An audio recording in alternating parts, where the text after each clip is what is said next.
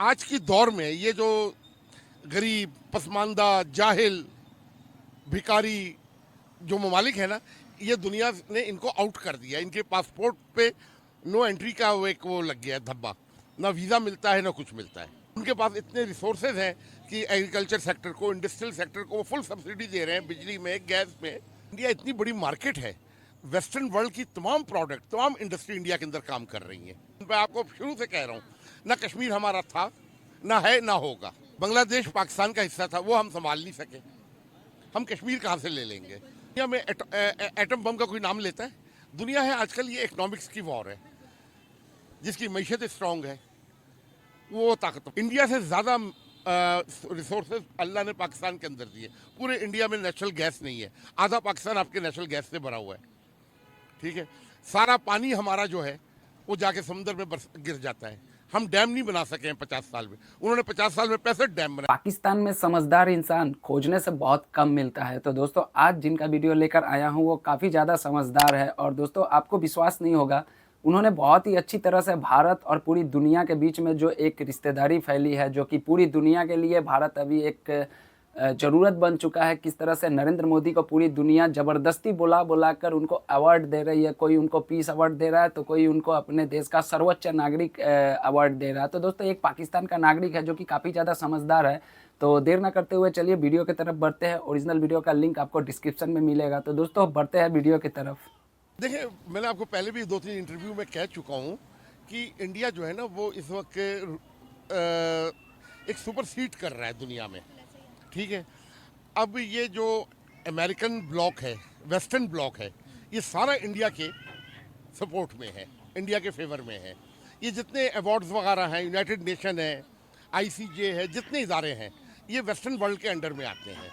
ठीक है, ये रशिया को क्यों नहीं करते हैं, चाइना को क्यों नहीं करते हैं? तो वो एक दूसरी इंडिया की अपनी एक इम्पोर्टेंस है। दुनिया की तीसरी बड़ी इकनॉमी है, सबसे बड़ी जमहूरियत है। ठीक है, तो उनका एक मुकाम है दुनिया में। आप मिडिल ईस्ट में देख लें, उसकी डिप्लोमेसी देख लें कि और मिडिल ईस्ट वाले उसको मस्जिद बना के देख रहे हैं, डिप्लोमेसी है। ठीक है, अफगानिस्तान की क्यों नहीं कोई अहमियत है? ठीक है, सोमालिया की क्यों नहीं है? ठीक है, ये आज की दौर में ये जो गरीब, पसमानदा, जाहिल, भिखारी जो ममालिक है ना, ये दुनिया ने इनको आउट कर दिया। इनके पासपोर्ट पे नो एंट्री का वो एक वो लग गया पाकिस्तान धब्बा। को भी आउट ना कर वीज़ा दिया मिलता क्योंकि है ना कुछ पाकिस्तान भी तो मिलता है। भिखारी है ना, ठीक उसके है, बाद भी तो पैसे पूरे नहीं मिडिल है। ईस्ट से पाकिस्तानी लेबर को निकाल कर हमारी लेबर जो है ना स्किल्ड नहीं है।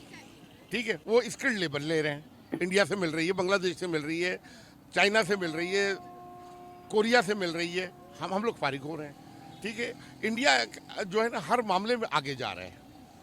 दुनिया की सबसे बड़ी जो आईटी एक्सपोर्ट इंडस्ट्री है वो इंडिया के अंदर है। ठीक है, तो टूरिज्म में अरे हर शोबे में वो आगे जा रहे हैं। ये वो अवार्ड डिजर्व करते हैं? सर, इसमें डिजर्व पे तो किसी को कोई चीज़ नहीं मिलती। इसमें डिजर्विंग की बात नहीं है, ये उसको फेवर करने की बात है। फेवर कैसे? हाँ, सर वो इंडिया की इतनी बड़ी मार्केट है। अगर हम देखें ना तो कोई भी कंट्री क्राइसिस में होती है, फॉर एग्जांपल तुर्की क्राइसिस में था तो उसकी हेल्प की, श्रीलंका क्राइसिस में था उसकी हेल्प की, अफगानिस्तान, बांग्लादेश, हिस्ट्री और उठा इंडिया के आज देख ले। तक जब से बना है कभी क्राइसिस में नहीं आया है। उनको अगर कोई क्राइसिस आई है तो उन्होंने खुद फेस किया, दुनिया से उन्होंने हाथ नहीं फैलाया है। ठीक है, ये भी तो एक कैरेक्टर तो देखे ना, एक नेशनल कैरेक्टर भी तो देखे। इस बात में दम है। IMF के पास वो गए थे 90s में। बहुत पहले। ठीक है, मगर उस पर डिपेंडेंट नहीं थे। 1992 ठीक में है, हम लोग उन्होंने वो आईएमएफ के पास महात्मा गए थे। गांधी का, 1992 नेहरू में। का, इनका फार्मूला लेके आज तक वो चले और आज इस मुकाम पे पहुंचे। ठीक है, तो एक वो क्राइसिस, वो भी बहुत बड़ी क्राइसिस से निकले। इतनी बड़ी गुर्बत वाली आबादी, आज उनके 20 सूबों में गुर्बत ग्राफ जीरो है। ठीक है, उनके पास इतने रिसोर्सेज हैं कि एग्रीकल्चर सेक्टर को, इंडस्ट्रियल सेक्टर को वो फुल सब्सिडी दे रहे हैं, बिजली में, गैस में। ठीक है, इस वजह से उनकी प्रोडक्शन बढ़ रही है, आमदन बढ़ रही है, एक्सपोर्ट बढ़ रही है। और दूसरा ये जो पीस कमेटी की आपने बात की है कि इंडिया इतनी बड़ी मार्केट है, वेस्टर्न वर्ल्ड की तमाम प्रोडक्ट, तमाम इंडस्ट्री इंडिया के अंदर काम कर रही है। ठीक है, पूरी दुनिया को इंडिया से ना बेनिफिट मिल रहा है। ठीक है, ये तो है, इसीलिए दुनिया हमारी बात नहीं मानती। एयरक्राफ्ट इंजन नहीं बनता था। अभी लास्ट ईयर मोदी जब वहाँ अमेरिका दौरे पे गया है, ठीक है, उन्होंने जनरल इलेक्ट्रिक से ये इसका एयरक्राफ्ट इंजन बनाने का मुआहदा करके आए, हिंदुस्तान एरोनॉटिक्स लिमिटेड के साथ हुआ है इनका मुआहिदा, हाँ मुझे पता है। जनरल इलेक्ट्रिक के साथ। अभी पूरे पाकिस्तान में किसी को नहीं पता है, क्योंकि न्यूज़पेपर जो है ना यहाँ पर 90% लोग नहीं पढ़ते हैं। मेरी आपसे एक रिक्वेस्ट है कि अपने सोशल मीडिया के थ्रू लोगों को ना बोले कि कम से कम न्यूज़ एक 30-40 रुपए का अखबार आता है, वो तो डेली लेके पढ़ अरे लें। महाराज, आपके पाकिस्तान में कोई पढ़ा लिखा नहीं है तो न्यूज़पेपर कहाँ से से पढ़ेगा? बात करती हूँ, वो सबसे आपका पहले कहना कश्मीर को ठीक सामने है, ले आते हैं। आपकी नजर में उन्होंने अपनी ये कौम पढ़ा के लिए, लिखा भी तो neighboring होना countries के लिए चाहिए क्या ना। किया? सर कश्मीर का देखिए, एक बात सुने, एक स्टंट है। मैं आपको शुरू से कह रहा हूँ, ना कश्मीर हमारा था, ना है, ना होगा। ठीक है, मान लो पाकिस्तानी हो, अभी एक पाकिस्तान पाकिस्तानी तो भी, मान लिया। ये भी एक बड़े सगीर का पार्ट था ना, वो अल्लाह की करम से बन गया। ठीक है, बांग्लादेश पाकिस्तान का हिस्सा था, वो हम संभाल नहीं सके, हम कश्मीर कहाँ से ले लेंगे? ठीक है। और दूसरा ये कि हम अपने आज़ाद कश्मीर को आप कंपेयर करें इंडिया के जम्मू कश्मीर से, तो आपको ज़मीन आसमान का डिफरेंस नज़र आएगा। अभी पिछले हफ्ते नरेंद्र मोदी वहाँ पे इलेक्शन कैंपेन के लिए गया है और उसने अरबों डॉलर की सरमायाकारी अनाउंस की है। ठीक है, वो एक दुनिया का बड़ा टूरिस्ट डेस्टिनेशन वो बनने जा रहा है। ठीक है, यूएई की इन्वेस्टमेंट उधर बहुत ज़्यादा हो रही है। अब ये चीज़ें हम मीडिया में नहीं देखते, हम कॉम्प्लेक्स का शिकार हैं, हम रियलिटी को फेस नहीं करते हैं। टीआरपी कैसे मिलेगी? जी टीआरपी कैसे मिलेगी अगर दिखा दिया तो? जी, तो क्योंकि हम mainstream media हकीकत आपकी। पसंद लोग नहीं हैं, हम झूठ, फ्रेब, धोखे, इसके ऊपर हम जिंदगी गुजारते हैं। इमरान खान ने वोट मांगा 92 के वर्ल्ड कप जीतने के ऊपर, ये हमारा टोटल कैरेक्टर है। नवाज शरीफ साहब ने किया, वो एटमी धमाका, मैंने एटमी धमाका एक होना था, वो हो गया। हालांकि एटम बम बनाने के पीछे जिन लोगों का हाथ था, उनके साथ दुनिया ने क्या किया, अयूब खान, भुट्टो और ज़ियाउल हक। नवाज शरीफ का तो कंट्रीब्यूशन ही नहीं है एटम बम में। एटमी धमाका हो गया, वो भी फौज ने किया, क्रेडिट ये लेते हैं। उसकी सालगिरह, दुनिया का कोई मुल्क एटमी धमाके की सालगिरह नहीं मनाता है, हमारे नवाज शरीफ साहब एटमी धमाके की सालगिरह मनाते हैं। धमकी भी तो देनी होती है ना हमने कि हम एटॉमिक पावर है, बम फोड़ देंगे। हमारे एटॉमिक पावर को दुनिया किसी खाते में नहीं लाती है। अगर है तो कर्जा माफ कर दें, इंडिया कश्मीर छोड़ दे, मिडल ईस्ट वाले हमारी लेबर ना निकालें। हमारी एटमी ताकत की देखें, दुनिया में एटम बम का कोई नाम लेता है? दुनिया है आजकल, ये इकोनॉमिक्स की वॉर है। जिसकी मैशत स्ट्रांग है वो ताकतवर है, दुनिया में उसकी चलती है। ठीक तो है, आपकी नजर में उन्होंने अपनी कंट्री के लिए कभी बहुत इंडिया ने अच्छा एटम काम बम का नाम लिया है? कभी एटमी धमाका का सालगिरह मनाई है? ठीक है, एक्सट्रीमिज्म इधर भी है उधर भी है, ये कोई मंतक की बात नहीं होती। कभी उनके ऑफिशियल ने तो नहीं कहा ना, आर्मी चीफ ने, प्रेसिडेंट ने, प्राइम मिनिस्टर ने, कि हम दिवाली पे चलाने के लिए रखे हैं।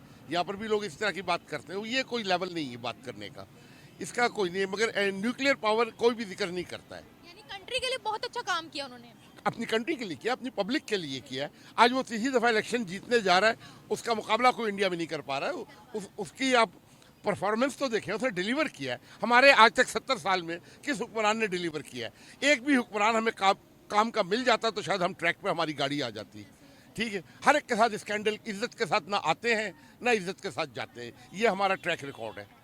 ठीक है, इंडिया से ज़्यादा रिसोर्सेज अल्लाह ने पाकिस्तान के अंदर दिए।